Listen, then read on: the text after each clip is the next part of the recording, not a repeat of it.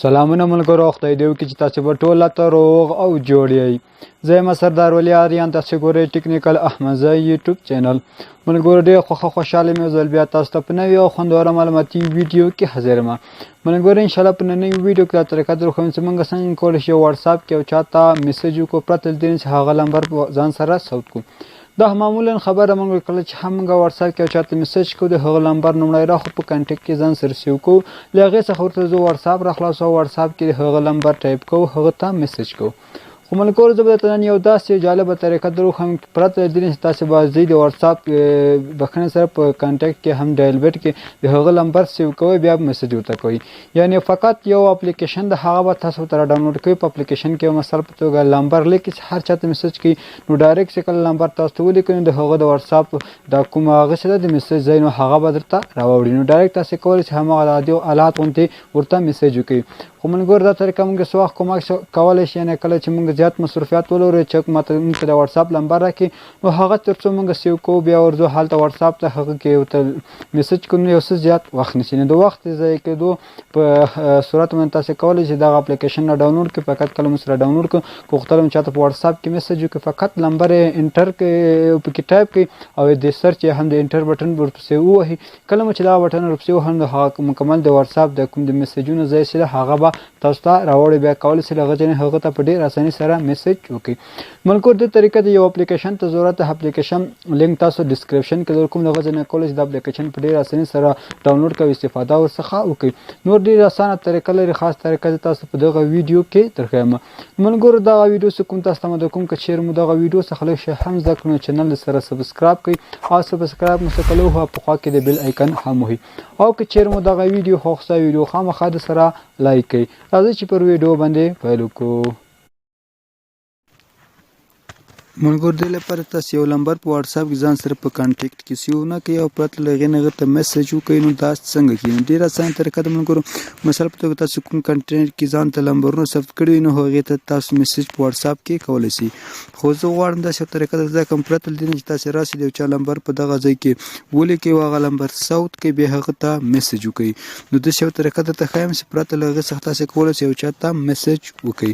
نو څنګه کېږي ملګرو؟ دې لپاره یو اپ ته ضرورت ده، واتس ټریکر په نوم اپلیکیشن ده، دا به ورته را ډاونلوډ کړئ.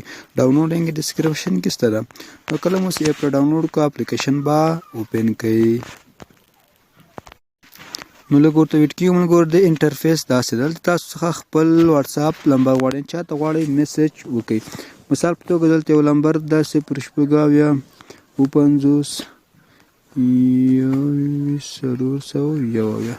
نو دا واتساپ ته غواړم بزنس واتساپ له لارې میسج ورته وکړم. نو تاسو به هم ملګرو هغه لپاره واتساپ نمبر دغه ځای کې ولیکئ. صحیح ده ملګرو؟ داسې کوم ځای کې مه ولیکئ. نو که عادي واتساپ استعمالوئ که بزنس، زه خو بزنس استعمالوم، نو دلته په سرچ باندې کلیک وکړئ. نو کله مو هم سرچ ووهه ملګرو تاسو ډایرکټ واتساپ ته ورولئ نو دغه ځای کې تاسو ورته کولی شئ هغه نفر ته میسج وکړئ.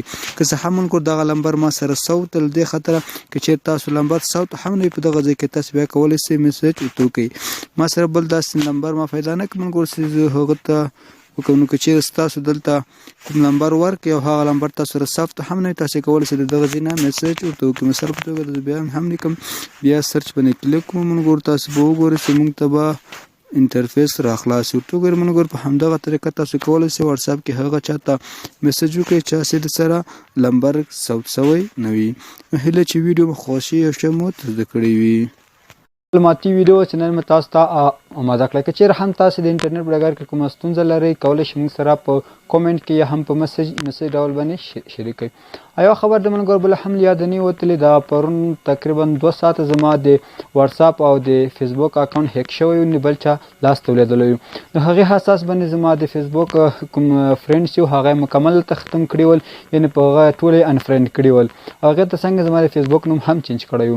او په واتساپ کې هم ملګرو زیاتره هم زما کوم ملګري چې ما چټونه ورسره کړي وي، په د لومړي سر کې چې کوم چټ راغلی ول هغه یې ټول بلاک لیست ته اچولي ول. نو کله هم چې زه خپل واتساپ ته ورننوتم نو ډېر حیران پاتې شوم چې داسې چل وشو. نو هغې څخه وروسته ما ټوله شته ریکور ورکړی نو هغه ما ټول بېرته ځان ته ریکور کړه او ځان ټول بېرته په خپل لاس باندې راوړل. او کله چې زه په خپل وټساپ ته ورننوتم نو کله چې بلاک لیست ته ورغلم مونږ په اوره کې دومره نفر بلاک شوي چې حیران ورته پاتې شوم. نو هیله ده ملګرو چې دغه نفر ما څخه خفه شوي نه وي. هغه نفر ټول ما انبلاک کړي. دا کوم نفر چې فیسبوک کې ما څخه انفرند شوي ول هغه ټول ته ما بېرته ریکویسټ کړی. بیا هم کوم ملګري پاتې له هغه څخه ډېره زیاته بخښنه غواړم. نو دا ملګرو زموږ نن ورځ ویډیو هیله چې ویډیو مو خوښ او ښه مو زده کړې وي. که غواړئ چې داسې خوندورې معلوماتي ویډیوګانې وګورئ نو زموږ چینل سره سبسکرایب کړئ، خوا کې د بیل آیکن هم وهئ. نو تر بیا پورې چې داسې ښه خوندور معلوماتي ویډیو له ټیکنیکل احمدزي یوټیوب چینل ستاسو په لپاره کومه په لویه بخښونکي خدای مو سپارم. هر چېرته یاستئ ښاد او اباد اوسېږئ.